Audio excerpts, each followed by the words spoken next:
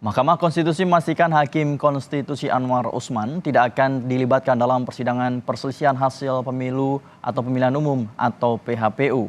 Ini merupakan merujuk pada putusan Majelis Kehormatan Mahkamah Konstitusi (MKMK) nomor 2 tahun 2023. Ini disampaikan juru bicara Mahkamah Konstitusi Fajar Laksono dalam program Kompas Petang Kompas TV. Selain tidak dilibatkan dalam sidang perselisihan Pilpres, Anwar Usman juga tidak dilibatkan dalam persidangan sengketa Pileg manakala berpotensi adanya konflik kepentingan.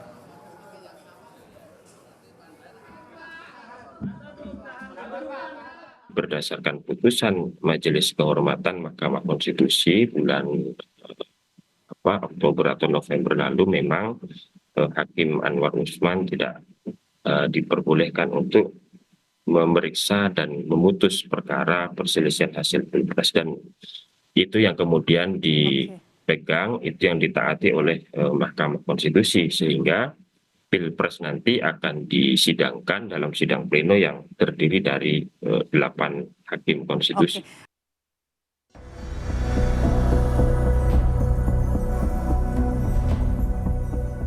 Usai KPU menyampaikan hasil perolehan suara pemilihan presiden dan pemilihan legislatif 2024, kini perhatian publik menuju ke tahap selanjutnya, yakni perselisihan hasil pemilihan umum atau PHPU di Mahkamah Konstitusi. Sabtu kemarin, tim pemenangan Ganjar Mahfud mendatangi Mahkamah Konstitusi untuk mendaftarkan gugatannya. TPN Ganjar Mahfud menyerahkan bukti-bukti dari laporan dugaan pelanggaran dan kecurangan di pemilu 2024. TPN datang tanpa dihadiri Capres-Cawapres Ganjar Mahfud. Dalam permohonannya, TPN menyertakan 4 kontainer berkas dalam pendaftaran gugatan.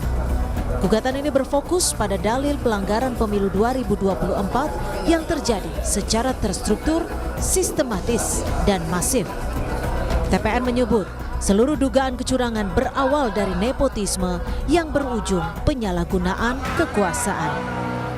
Demokrasi itu penting, supremasi hukum itu penting, konstitusi itu penting, dan kita tidak ingin itu diinjak-injak. Kita tidak ingin itu dilanggar.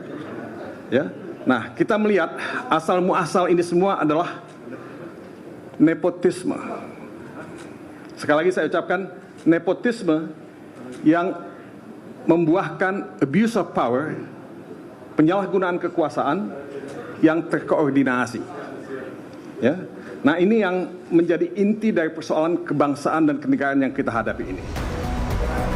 Tak hanya TPN Ganjar Mahfud, sebelumnya tim hukum nasional pasangan Anies Muhaimin juga mendaftarkan gugatan perselisihan hasil pemilu ke Mahkamah Konstitusi. Ketua tim hukum Amin menyebut, permohonan gugatan hasil Pilpres ke MK dilengkapi dengan bukti dan sejumlah saksi. Permintaan utama tim Amin adalah Pilpres 2024 diulang tanpa diikuti Gibran Rakabuming Raka. Calon wakil presiden ini adalah anak seorang presiden, sehingga membawa dampak yang begitu luar biasanya. Nah, dampak inilah yang kami uraikan. Bagaimana fakta-fakta yang kami ditemukan di lapangan, pembagian bansos yang begitu masif, aparat penyelenggara pemilu ikut main, aparat pemerintah ikut main, itu semua kami uraikan di permohonan kami. Jadi seandainya nanti ini diterima sebagai satu argumen yang kuat oleh Mahkamah Konstitusi, tentunya kami mengharapkan dilakukan pemungutan suara ulang tanpa diikutin oleh calon wakil presiden 002. Menghadapi sengketa pemilu 2024, Partai Gerindra bakal memperkuat keputusan KPU yang menyatakan Prabowo Gibran pemenang Pilpres 2024.